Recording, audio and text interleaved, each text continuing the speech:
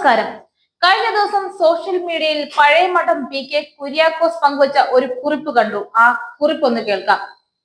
ഇന്നേക്ക് 48 വർഷം പൂർത്തിയാകുന്നു എന്റെ ഇച്ചാച്ചൻ മരിച്ചിട്ട്. എനിക്ക് എന്റെ ഇച്ചാച്ചന് വേണ്ടി ഒരു വിശുദ്ധ കുർബാന എന്റെ ഇടവക പള്ളിയിൽ എനിക്ക് അർപ്പിക്കാൻ സാധിക്കാതിരിക്കുകയും ചെയ്യുന്നു.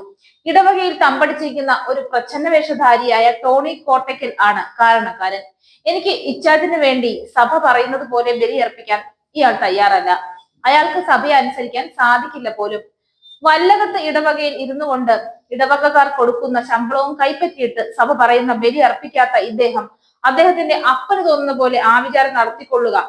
എന്നെ പോലെയുള്ള സഭയോട് ഒപ്പം നിൽക്കുന്ന ഒരു വ്യക്തിക്ക് വിശുദ്ധ കുർബാന നടത്തി തരാതിരിക്കാനുള്ള ഈ പാതിരിയെ ഇവിടെ നിന്നും ഉടനടി സഭാ അധികാരികൾ മാറ്റണം. സഭാ നേതൃത്വം ഇതൊരു താക്കീതായി തന്നെ എടുത്തുകൊള്ളുക. ഇടവകക്കാരുടെ കൈയുടെ ചൂട് ഇയാൾ താമസിയാതെ അറിയും എന്നുകൂടി ഈ ഒരു അവസരത്തിൽ അറിയിച്ചു കൊള്ളുന്നു. 3 കൊല്ലം കഴിഞ്ഞ ഇയാളെ ഉടനടി വല്ലകം ഇടവകയിൽ നിന്നും നീക്കം ചെയ്യുക. ഇയാൾക്ക് ആ ഇടവകയുടെ പണം ദൂർത്തടിയും ആഴ്ചയിൽ ഒരു ദിവസം ഇയാൾ ഇടവകയുടെ പണം എടുത്തുകൊണ്ട് തൂറടിയുമാണ് പണി.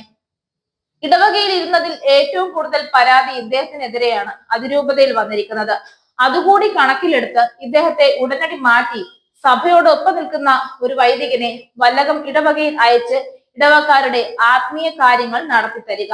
യഥാർത്ഥത്തിൽ ഈ കുറിപ്പ് വായിച്ചപ്പോൾ എറണാകുളം അതിരൂപതയിലെ വൈദികരോടുള്ള എല്ലാ ബഹുമാനവും നഷ്ടപ്പെട്ടു. ഇവരൊക്കെ വൈദികരാണോ? സിറോ മലബാർ സഭയിൽ തന്നെയാണോ? ഇവരൊക്കെ ഇപ്പോഴും വൈദികരായി സേവനം ചെയ്യുന്നുണ്ടോ? ചോദിച്ചു എന്ന് മാത്രം. കുര്യാക്കോസിന്റെ കുറിപ്പ് വിമത വൈദികരുടെ കണ്ണു തുറപ്പിക്കുമോ? ഇവിടെ തുറക്കാൻ ഇത്രയും അനുസരണക്കേട് കാണിക്കുന്ന വൈദികർ ക്രൈസ്തവ സമൂഹത്തിന് കാണാൻ കിട്ടില്ല. ഈ തെമ്മാടി കൂട്ടങ്ങളെ നിലയ്ക്ക് നിർത്താൻ ദൈവം തമ്പുരാൻ വിചാരിച്ചാൽ പോലും പറ്റുകയില്ല. മിക്ക ഇടവകളിലും ഏകീകൃത കുർബാന നടക്കുന്നില്ലാത്തത് കൊണ്ട് ബന്ധുക്കൾ ആരെങ്കിലും മരിച്ചാൽ ഇല്ലിസിറ്റ് കുർബാന കാണാൻ വിശ്വാസികൾ നിർബന്ധിതരാകുന്നു. അത് സഭാ നേതൃത്വത്തിന് അറിയാൻ പാടില്ലേ? ഇല്ലിസിറ്റ് എന്ന് പറഞ്ഞാൽ അത് ചൊല്ലാതിരിക്കാനും ഏകീകൃത കുർബാന അർപ്പിക്കാനും കൂടിയുള്ള ഫോർമുല ഉണ്ടാക്കണം. യഥാർത്ഥ സഭയോട് ചേർന്ന് നിൽക്കുന്ന നിഷ്കളങ്കരായ വിശ്വാസികൾക്ക് ഏകീകൃത കുർബാന അനുവദിക്കാനുള്ള മാർഗം കൂടി സഭാ നേതൃത്വം ചെയ്തു കൊടുക്കണം.